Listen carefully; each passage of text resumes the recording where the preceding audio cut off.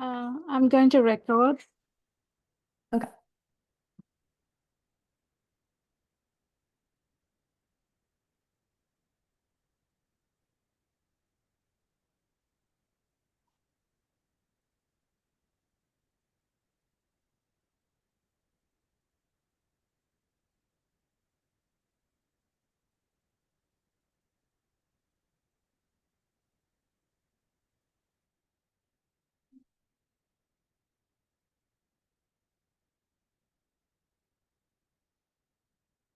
Under um, and get the transcript of the audio.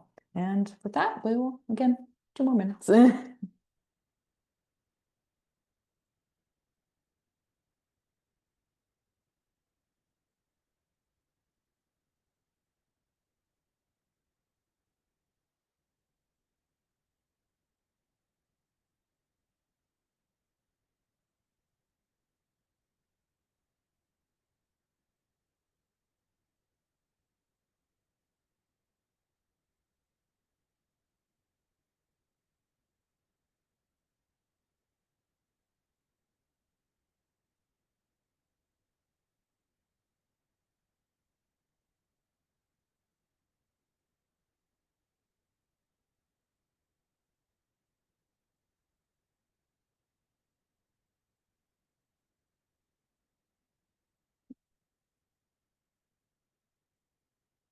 So it is pretty much 1 o'clock Pacific time, 4 o'clock my time. I'm in South Carolina, as I said, and we'll get started with talking about creating a conservation discovery series. So just to give you a little bit of a rundown of what to expect, I'm going to go into a little bit more detail about who I am and my organization, and really the impetus for this the creation of this discovery series and what we wanted to accomplish with it, and some considerations for what I have to work with, and maybe that will inform for yourselves taking it to your own organizations. And then at the end, we'll kind of work through some questions that maybe that'll help you plan your own version as well. And so, who am I? I am obviously the education coordinator at Nemours Wildlife Foundation, but I have been in nature pretty much my entire life. I grew up in rural Pennsylvania.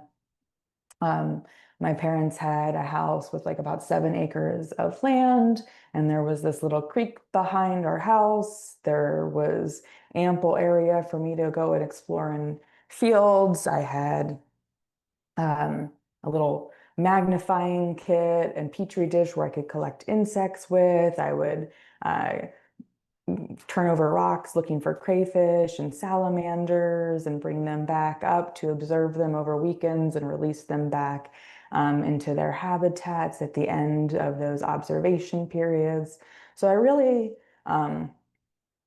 have always been exploring nature, interacting with nature, and that led me to go to school for actually biology originally at a school in Pennsylvania. I knew I wanted to be outside, and I thought getting a biology degree was going to let me do that in spades.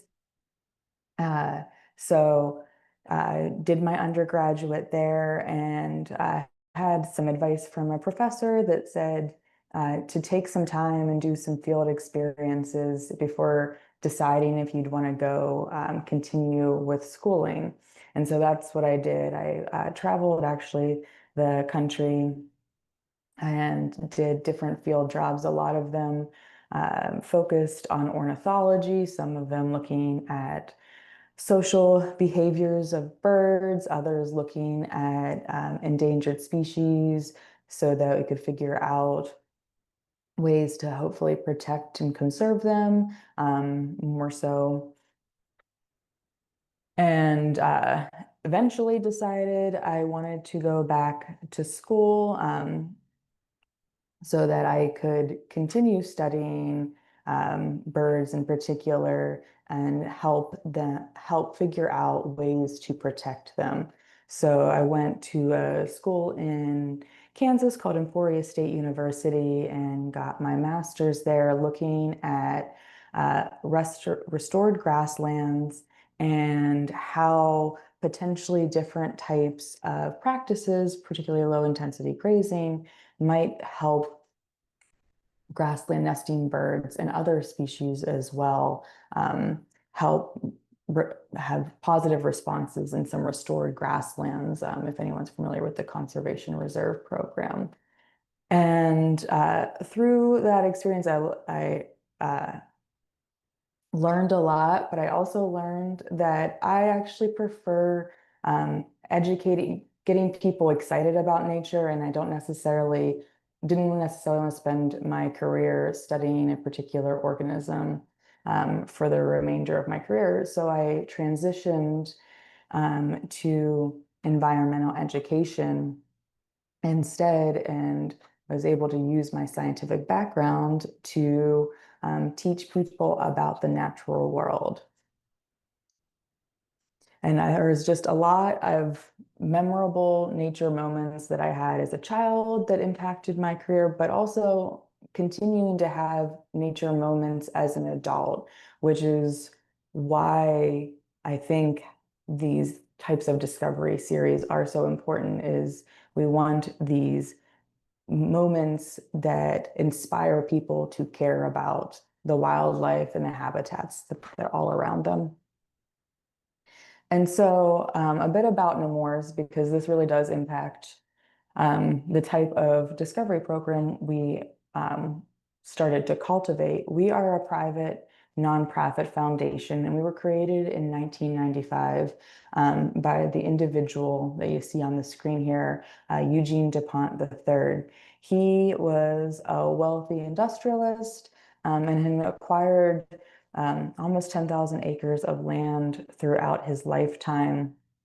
And he wanted to leave a conservation legacy behind after he passed away. So he stipulated in his will to create a wildlife foundation on the property that he had acquired throughout his lifetime. And a lot of this property is made up of former rice plantations. It's a big part of coastal South Carolina's history.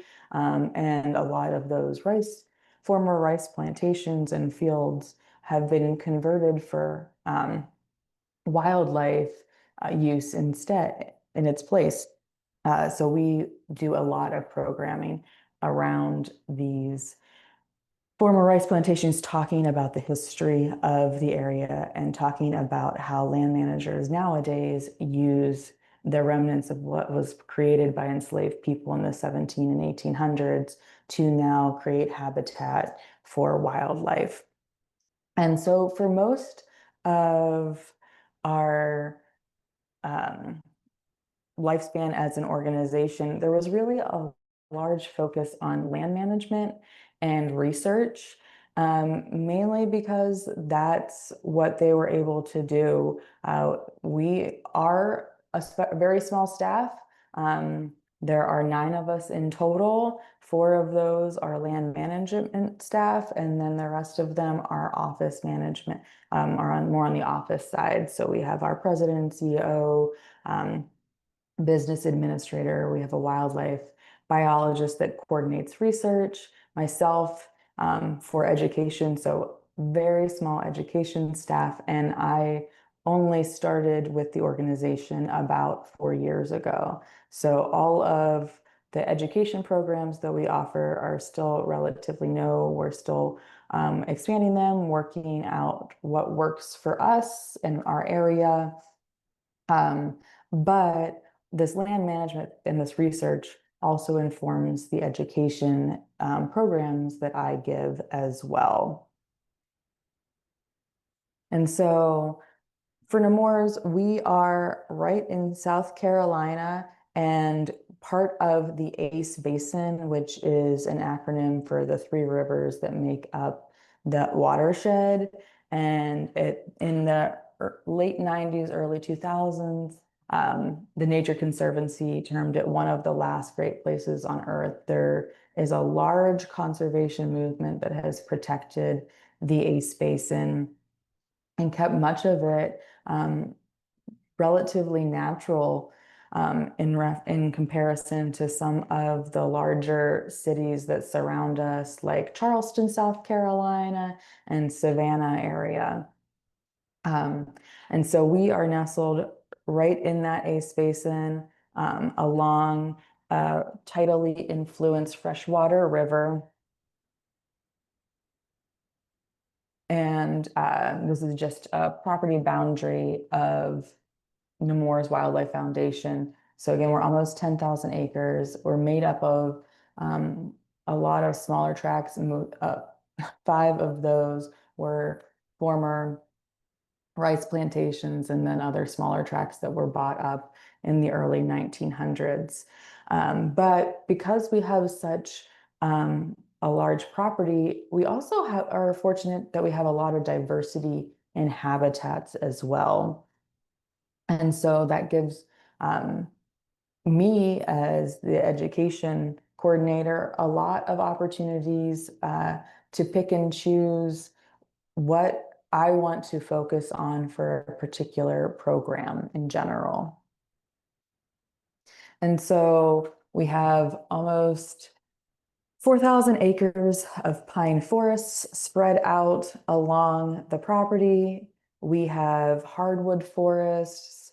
We have a few fields and mowed areas. And then we have over 2,000 acres of wetlands. And a lot of these are managed wetlands that were created in the 1800s by enslaved people as they converted freshwater swamps into arable land for growing what's called Carolina gold. And it made planters in Beaufort, South Carolina, Charleston, Georgetown, South Carolina, extremely wealthy. And all of the remnants of those fields that the enslaved people created are still visible on the land today, and they are now used for creating habitat for a diversity of wildlife. And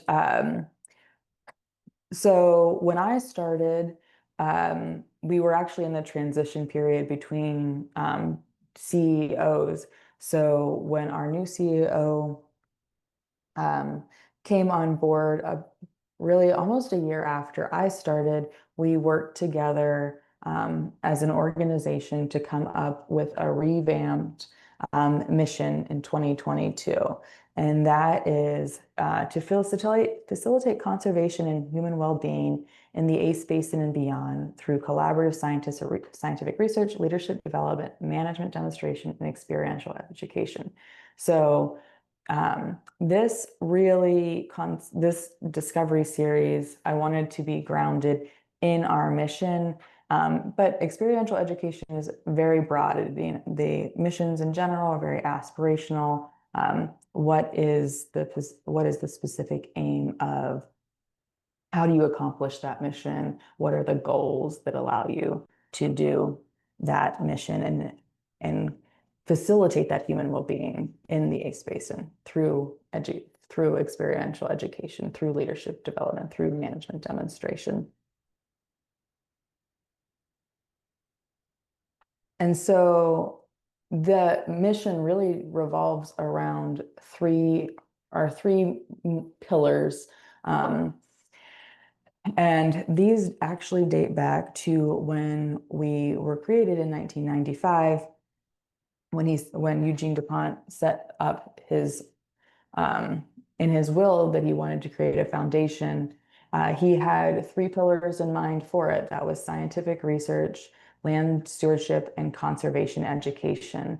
And they really all feed their pillars, but they all feed into each other. So our land stewardship enables the scientific research that can be conducted on our property. We view ourselves as a living laboratory for researchers to come out and be the field site where they can answer their questions. That scientific research then can help inform our land stewardship through conservation education. I talk about the importance of lands, some of these land stewardship practices, what this means for the wildlife that are here in South Carolina, and that conservation education. Then I get to talk about some of the scientific research that people are doing on the property as well, and work together with our biologists to potentially have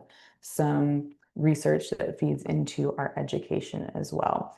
And so there's a lot of synergy between them and working together with scientific research and land stewardship to have valuable place-based and tangible conservation education that's relevant specifically to our foundation and to the region of South Carolina more broadly as well.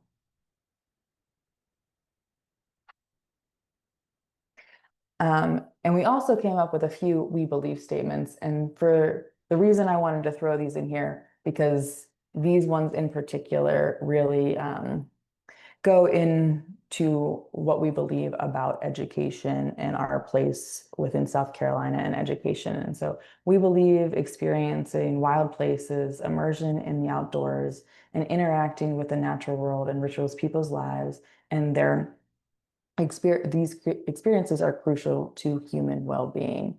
Um, and so there's really, within conservation in general, we have um, nature preservation, and nature conservation feeds facilitates ecosystem services.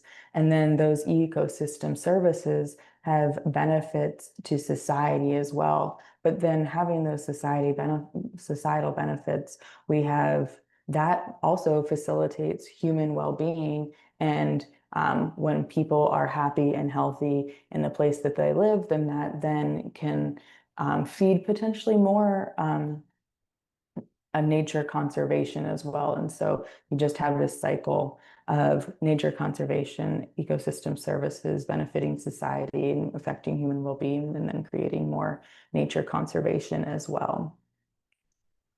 And we also believe experiential hands-on outdoor learning opportunities are increasingly rare. And through the beauty and wonder of Nemours, we have a unique ability to offer these rare experiences to students, both old and young and old. And it really is important to have those hands-on opportunities, those immersive experiences, that it's not just, even if you're an adult sitting in a lecture room learning about the ecosystems, but not actually getting out and observing them, not hearing the birds, not smelling the brackish water that has a nice sulfurous smell to it, not potentially sneezing because of all the pollen in the air, with the pine trees, and your car is covered in yellow at the end of this 2-hour presentation. So we want to get people out onto Nemours, onto our living laboratory, so that hopefully through these experiences, they end up caring a little bit more about the nature and the place that they are currently living. And so that really brought about the Nemours Discovery Series. And really, it was because of a lot of feedback from visitors that we had, that expressed interest in another way to engage with our organization. So one of the things with being a private nonprofit foundation is that we're a little bit different than a nature preserve or a nature center, state park, that people can access the property at any point during business hours. With us, people have to come out through by appointments and through guided programming. And typically that was done in the past through leaders of community organizations, youth groups, uh, that organizations of that nature requesting to come out. And so there wasn't really any way for the public to experience Nemours, to learn about us, for us to engage with them more broadly through this, because if you weren't part of an organization, well, we didn't have the capacity to just have people show up with one or two people and offer programming just for them. And so through the course of about a year or so, uh, when I was assisting with some of these programs when I just started out, and hearing feedback from participants of asking about, well, what else, how else can we come out to Nemours? What other avenues are available for us to participate? Um, and I didn't have any response for them. I was like, I would encourage them, if they were interested, to encourage their group leaders to schedule future visits.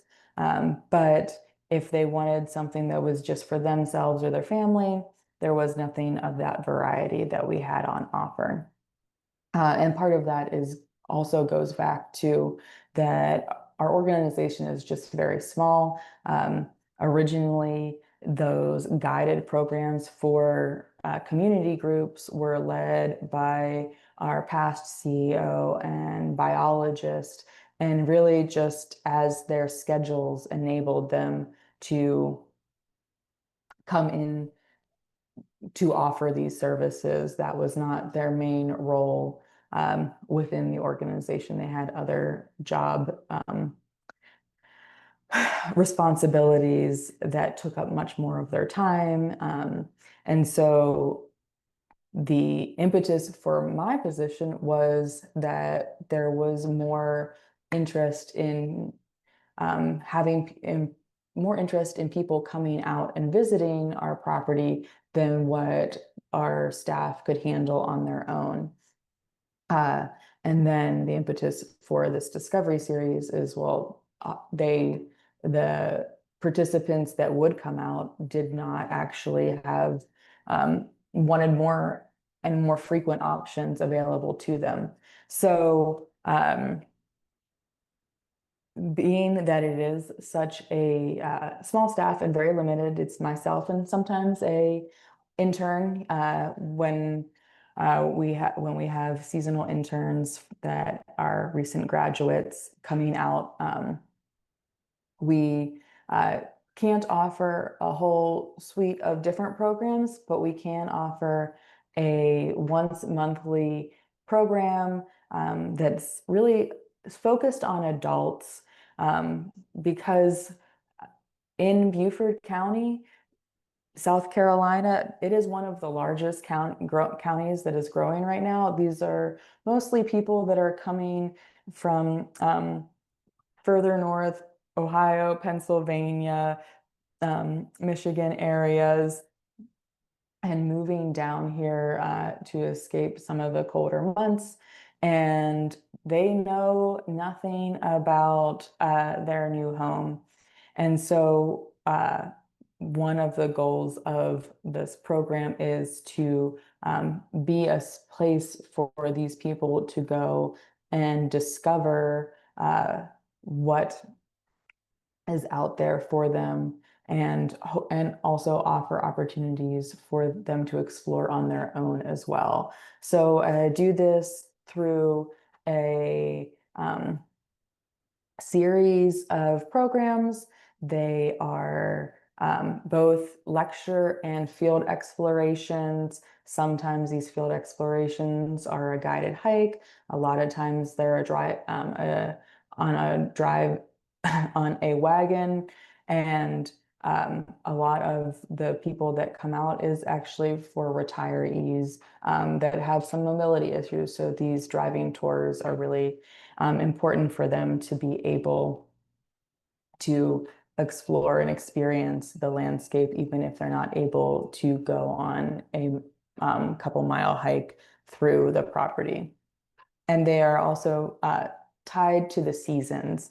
So we have in certain months, we're only going to see wildflowers blooming. We're only going to see certain bird species as they make their way to their wintering grounds in South Carolina, or they're migrating through South Carolina onto their wintering grounds further in South America, or coming back up to their breeding grounds and using South Carolina as a stopover location. Sometimes it is also just more pleasant to be outside during different seasons in South Carolina than others. So right now we are in the dog days of summer here. We had highs in the hundreds with heat indexes of 117 or so. And nobody really necessarily wants to be, there's not too many people, I should say, that want to be outside in those weather conditions. So we also will switch these Discovery Series to virtual programs instead, where they can learn about creating wildlife habitat in their backyard, or we offer a deeper dive into the philosophies that underpin Nemours Wildlife Foundation, the research that we're doing on the property when the heat gets too much, and uh, most people would not want to be out in that heat with the biting insects and everything. And so when I was creating this um, Discovery Series, um, I thought a lot about and researched, well, what do we need? Where is there some missing component in the broader offerings within the region? And what do I want to teach? Who do I want to teach? So again, for me, I wanted to make these programs seasonal. I didn't want to teach the same thing. I didn't want to have a very narrow scope and focus on one ecosystem. I wanted it to be just a little bit of a taste of all of the different aspects that make up South Carolina, make up the Ace Basin, make up Nemours, and what makes it special, so that people are encouraged to learn more potentially on their own and go explore other areas with similar habitats. And given, again, the limited staff capacity, youth organ programs are a little bit more difficult to do. And so starting out with an adult-focused education program is what made sense for Nemours and for the region in general. There's a lot of youth programming within my area that's offered either in the summer or throughout the year, whether that be like a type of junior master naturalist, a junior ranger course, where they get to go outside and have some of these hands-on experiences. And is anyone else doing this? There are plenty of places that have access to some of the same types of habitats and resources that we have at Nemours, but a lot of that is exploration on your own, and there isn't this ability to go out with a guide and learn from the guide. So we do fill a little bit of a niche in that respect, because there aren't as many guided programs tailored for adults out there in our area. And so these are just a few of the programs that I have come up with at for Nemours, and some of them focus on just the region overall and its history. Some of them are focusing on a particular group of birds. Some of them are talking about restoration efforts, generally speaking. And so we'll go a little through a few of these just to give you guys an idea of what you can do. Um, and what makes, again, Nemours and the Low Country special is its history. And so that's one of the topics that I really wanted to focus on is really discovering that history and how that in history then affects the wildlife that depend on this region now, as well as the conservation movement within this area that sustains it. So the Eighth Basin model of concert of landscape protection has really been used as a national model for landscape level protection.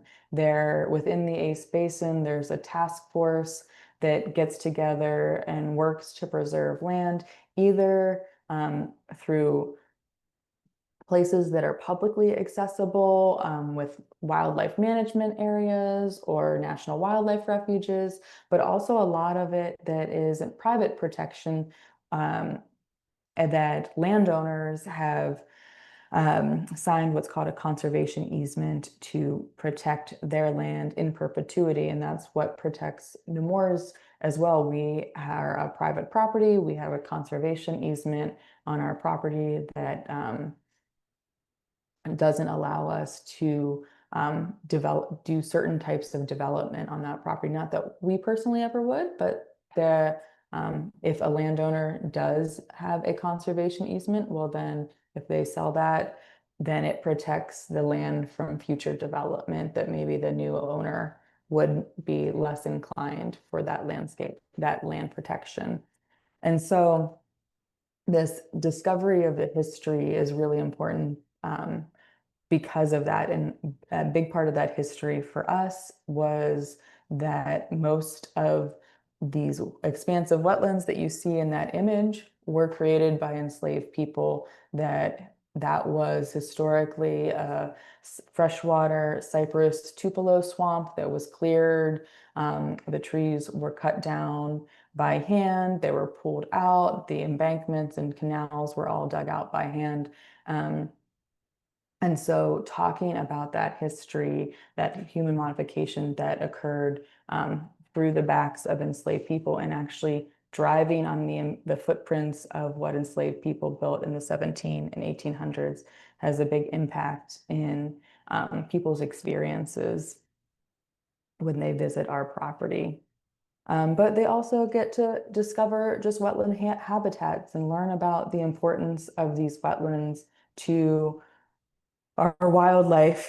In particular, this is offered in the winter. This one is offered in the winter time. This is when ducks are visiting our wetlands in South Carolina, coming down from prairie pothole regions in North Dakota and South Dakota, and eating up all of the food that our land management staff worked really hard at growing throughout the summertime.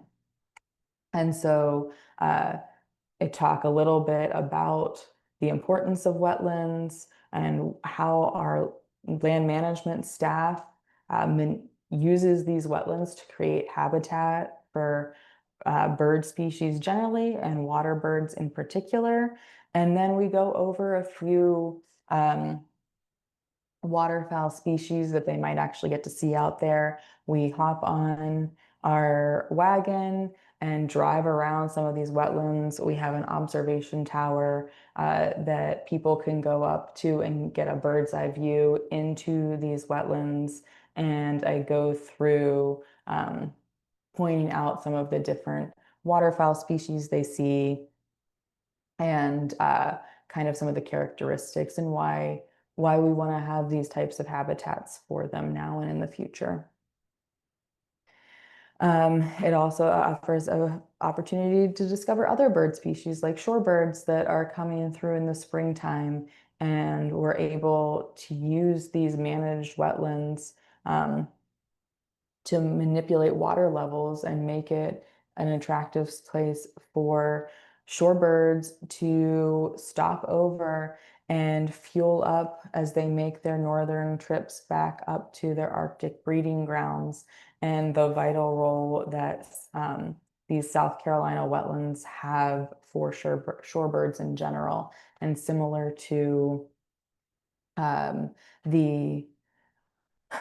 the wetlands talk and talking about different some of the potential waterfowl that they'll see. I'll go over a few common shorebird species that they might see here in South Carolina. I like to hand out a shorebird guide that has a few pictures of them of common shorebirds so that they can take that home with them and hopefully go out and try and ID them on their own. And this is honestly one of my favorite ones. We offer this in the winter time, and this is really talking about restoration efforts, in particular longleaf pine savannas and restoration of longleaf pine trees. Uh, and because there is or can be a connotation of fire is bad, a big focus is really to educate people on the importance of these of small scale, low intensity fires within this ecosystem in particular. And so that when they see smoke in the springtime, that they're not necessarily worried about that smoke means a wildfire, that it's actually a good thing for the environment. It's a good thing for the wildlife species that rely on the pine savanna in particular.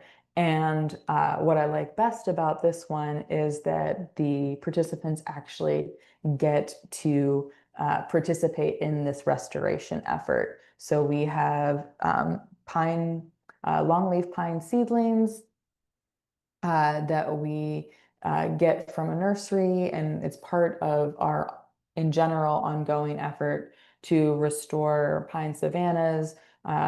We are in the transition period of planting longleaf pine trees in some of the gaps that have been created by another species of pine, loblolly pine, when they get struck by lightning or blown over by storms. And we don't have young loblolly to take their place, nor maybe do we want those young loblollies to take their place. We want longleaf. Instead, we'll go around an underplant with these longleaf pine trees. And so everybody that participates in this one in particular will get a bag full of young longleaf pine trees. They get what's called a dibble and dibble bar, and they go out into our pine savanna and they get to choose. I give them some guidelines about where to plant, how deep to plant the longleaf pine trees. But then they get to decide where to put that that young longleaf pine tree out in our savanna system. And so they have this vested interest in that succeeding. They're like, when I come back, it's still gonna be alive. That pine tree is definitely gonna make it, even though they recognize that, and I tell them that not all of these trees are gonna live. We build in some mortality for it, but they have more of a claim on those restoration efforts when they're actively doing the planting and participating in that restoration effort. Um, so that one in particular I really like because the people always have great commentary throughout it. And then another way I use this Discovery Series is really to highlight some research initiatives that are happening within and at Nemours. And one of them is what's called Eco Pasture Initiative. It's a little bit like silvopasture or rewilding, but these cattle species, this cattle variety, Piney Woods cattle, dates back to the 1500s when Spanish explorers were bringing cattle with them as they were colonizing the land and just letting them roam free. And now we're using these cattle that really are adapted to the Southeast and to the heat and to the bugs and to the parasites to hopefully bring back some of the benefits of the large grazing ungulates that would have been here historically, but have since been removed, to help potentially with other wildlife species that are struggling in this area, like bobwhite quail. And so, in particular, with this program, they get to learn, have a little bit more of a deeper dive on the Eco Pasture Initiative. And then again, this is a wagon ride where they get to go out onto the property, and we try and find these cow species for them so they get to see them in person to see what they really look like. And also some of the other tangential research that's happening because we've put cattle out here and the partners that we're working with to do some of this research. And so I don't know who out there is watches The Flash. I watched a little bit, and I particularly loved the saying from the one villain in the series: make the plan, execute plan, expect the plan to go off the rails, throw away the plan. I don't necessarily agree with throwing away the plan, but for this is again, this is still really the on the initial implementation stages of this Discovery series. So I've made the plan. I have the list of different monthly programs that we're offering, but I still haven't made it a full year through all of these different offerings. So I'm still in the process of executing the plan. I haven't thrown it away yet, but there's definitely some times where the plan has not gone to expected, whether that be with how we have people register for the events, to communications about parking, and sometimes it rains on us, and then I have to either cancel it or find alternatives to what I originally planned as well. So definitely for any type of programming, expect some issues to arrive after you've made your plan and you start executing, and be flexible in what you do. And so what I encourage people to do is they think about potentially implementing something like this themselves, is to review your organization's mission. What is your organization trying to accomplish, and how would a Discovery Series or something similar really help further that mission? And then identify the specific goals and objectives that you're trying to accomplish with the program, with this Discovery Series, what your target audience is going to be. For me, again, that was adults, but maybe it's a Discovery Series that's focused on bringing youth out to getting youth out in nature, or maybe high schoolers, or maybe it's families in particular. You want to create a Discovery Series that's geared to having families come out. And also get your audience members' feedback and participation. So I had people that I talked to that had come out to Nemours and were interested and were requesting differences, requesting other ways to get involved and come experience Nemours. And that's really one of the reasons for the impetus of that Discovery Series. And then also make that list of the resources you have, what makes your place special, and what are some of the constraints for your organization. So for instance, we have that diversity of habitats, but we also have a small staff. And so I have to make sure any type of programming I do, that I can potentially run solo if I need to. And then from there, pick and choose and select those activities that work for you and work that help meet those goals and objectives, that's targeting your specific audience, and that uses the resources you have and acknowledges the constraints that you have as well. And so I want to encourage you all to think a little bit about what makes your place, your organization special, and maybe what type of audience you would want to target. What are their backgrounds?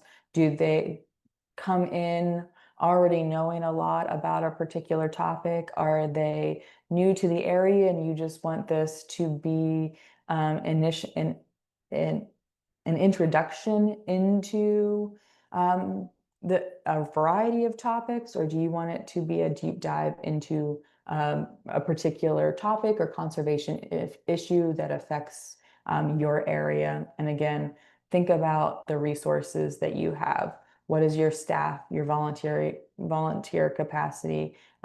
What sort of money do you have for the program? How do you have trails that people can explore and go hike? Can you only drive around to see the property? Where are places, what do you have places where people can view wildlife a little bit easier? How do you get them there? Those kinds of things. And then start testing out the activities. And that's really the fun, like that's part of the fun, is seeing what works and what doesn't work. Um, some of some of we've already figured out what doesn't work for us is we tried doing some hybrid in-person and virtual programs, and we're kind of remote. And so if we don't have a draw with a tour or a hike or something like that, then very few people end up coming out in person for those hybrid presentations. And it's actually just easier for us to switch to a virtual program instead. And uh, sometimes for us, we have to make decisions on the fly.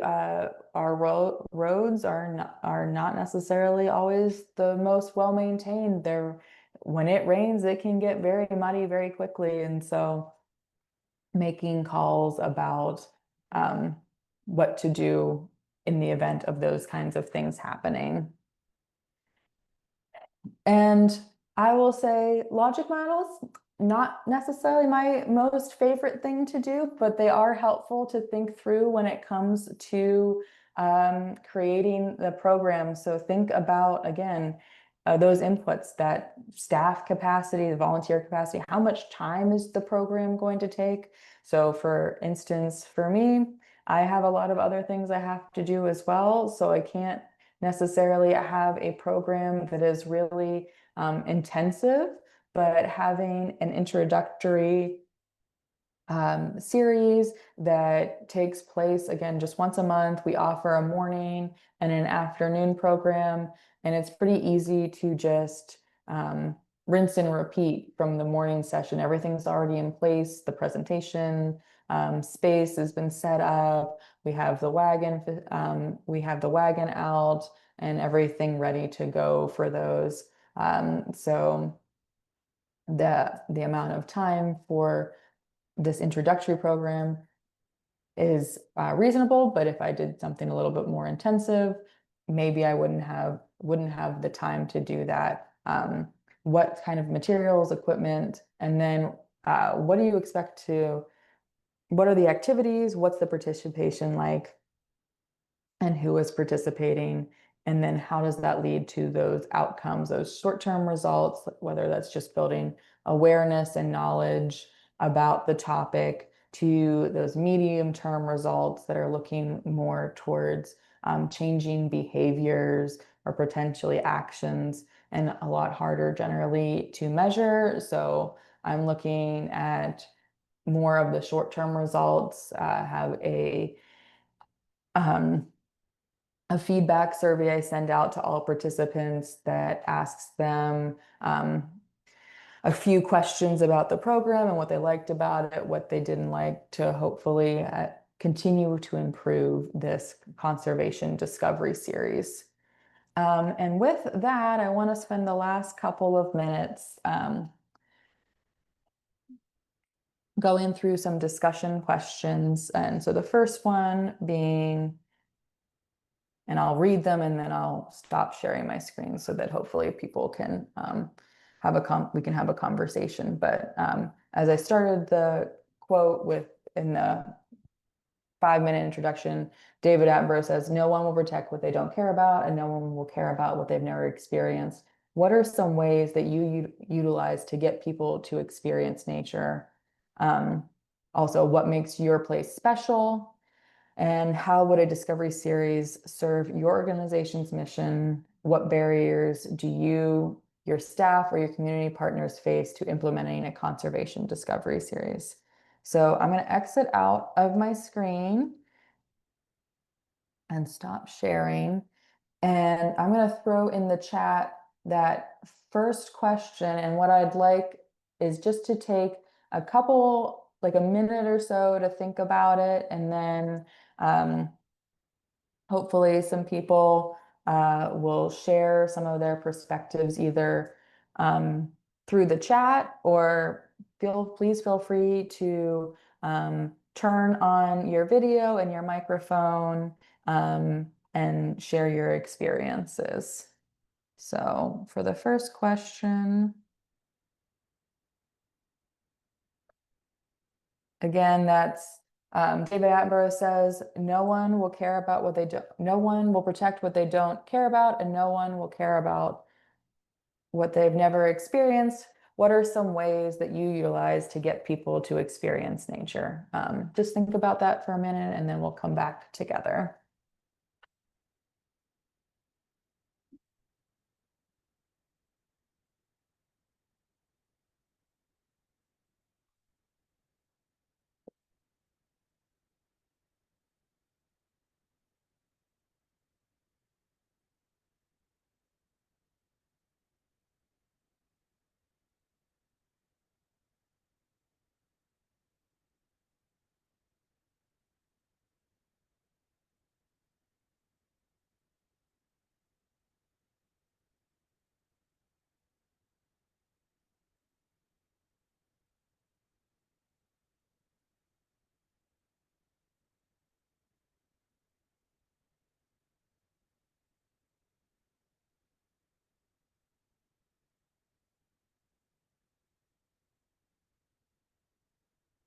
Would anybody like to share any of their thoughts?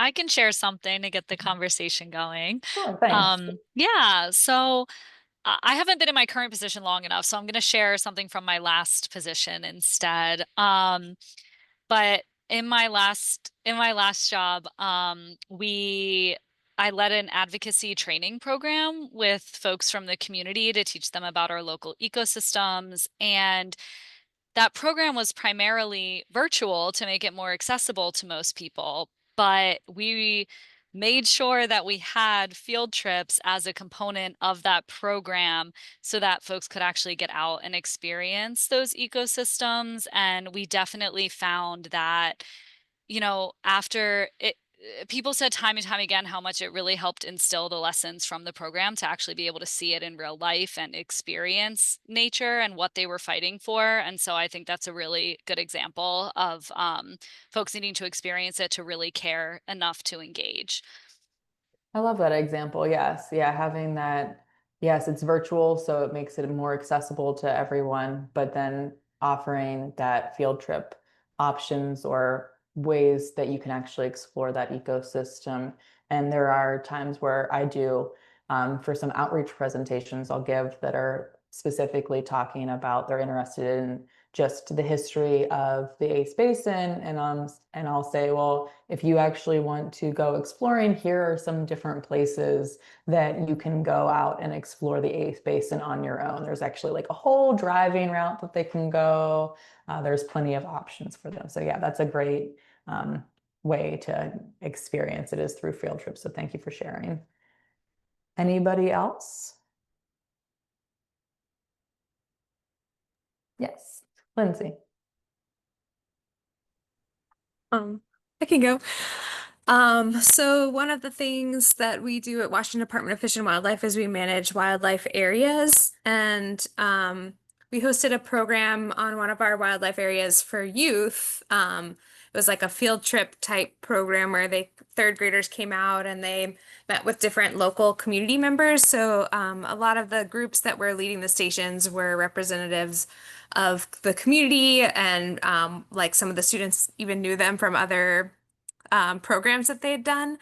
But we developed a few resources this year to go with that program, and one was like a field guide that was specific to that area, and we translated it into Spanish because a lot of the students coming were in Spanish, and they all got to take one home with them. And so it was kind, and then we had a guide that also was translated into Spanish that was how to come back and visit that wildlife area, just to sort of like have this thing that the students could take home with them and share with their families, and like maybe return. And some of the other tools we provided with their kit were like a nature journal that they used throughout the day that they could like take home and continue using. So I think like having some of those touch points that they could take with them, just encourage them to continue exploring nature on their own after the program. And this wildlife area is like right in their backyard, but probably more than 80% of them had never been before.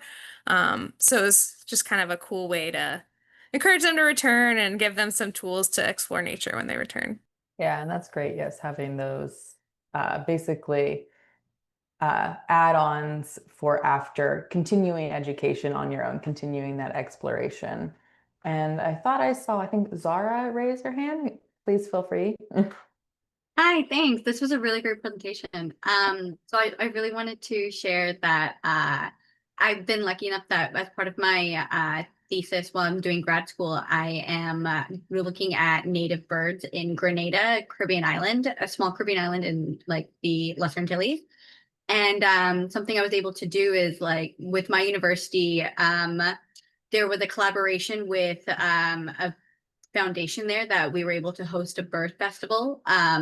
And so we were able to get all the kids from the area when like their schools to come out and teach them about birds. There was different stations based off of just our expertise, and different local organizations, nonprofits came from the island, like all over the island, to just educate the kids on birds, why they're important, why they should care.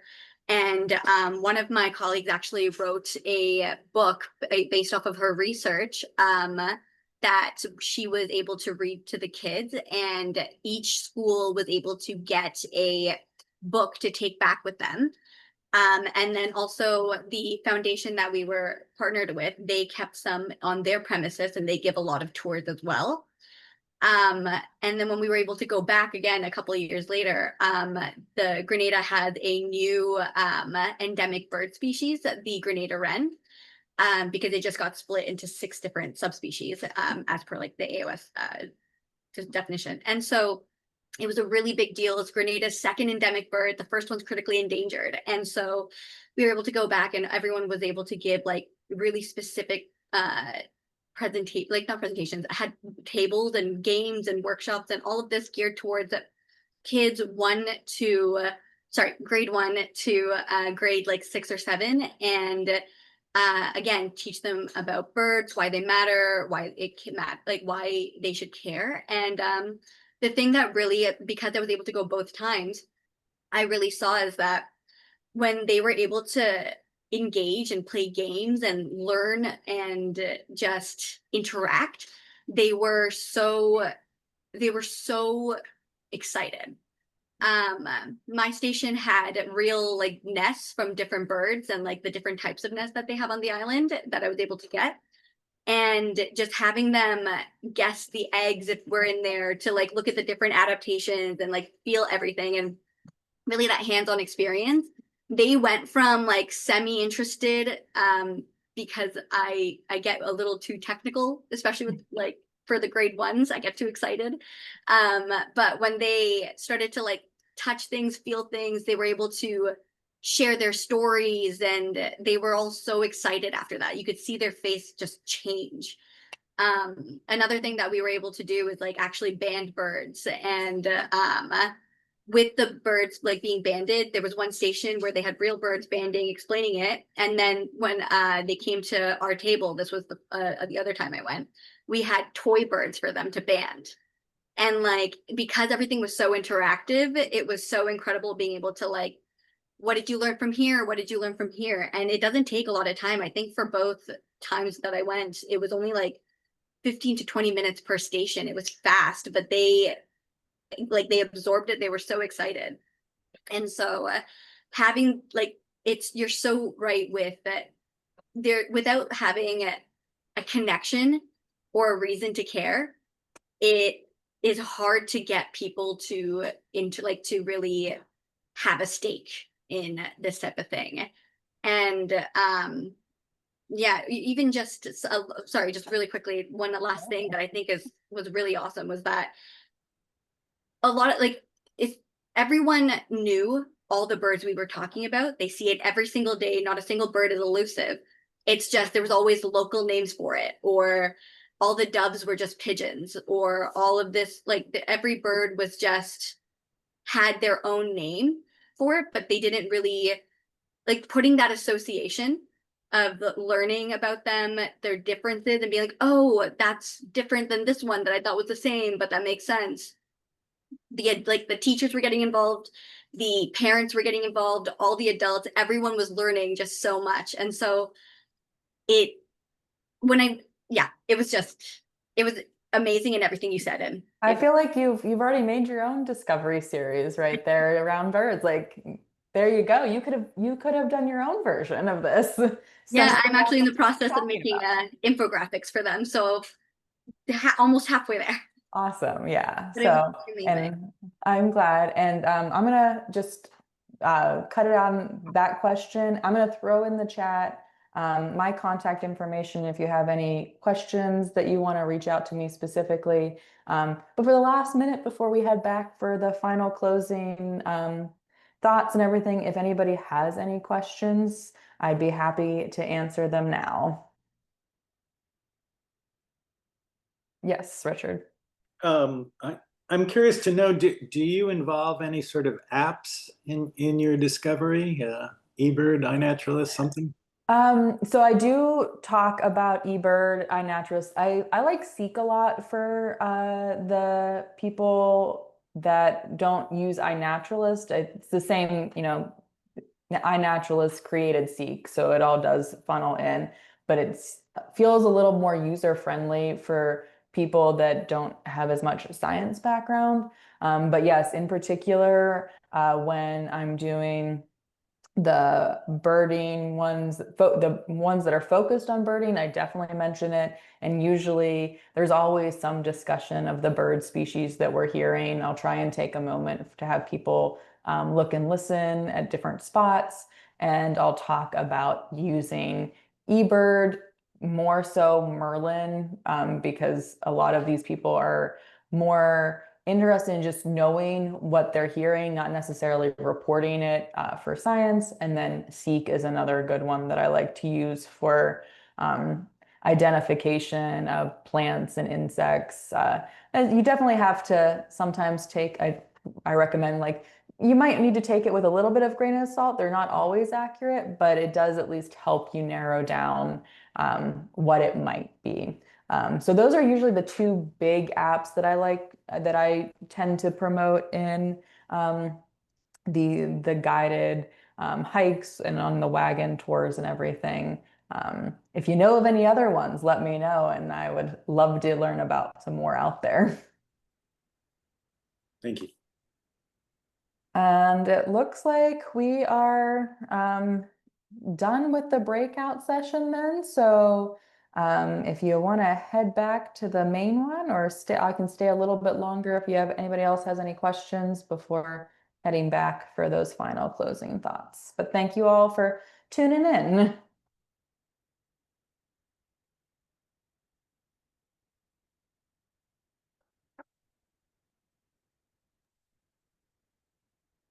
Hi, Heather. I have a question. Yeah. Yeah, I've been checking the website of Nemours, and I saw that you have a maps program. Is that active? I honestly haven't been able to do it this past year. I'm the one that runs the maps program, and I just unfortunately don't have the time to do it. So I was able to start it up and do it for a couple years, but then not be able to do it after that. That's So it's not yet. I'd like to be able to restart it, and maybe next breeding season I'll be able to, but it wasn't in the cards this year. good. I'm located now in South Carolina. I'm Oh, in okay. Anderson.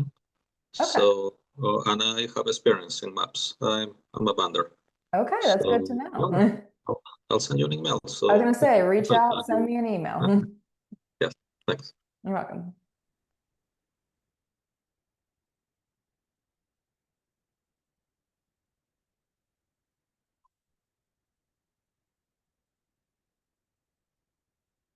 Okay, I think that's everybody. I think you can stop recording then, and we'll all head back to the new one. Thank you so much.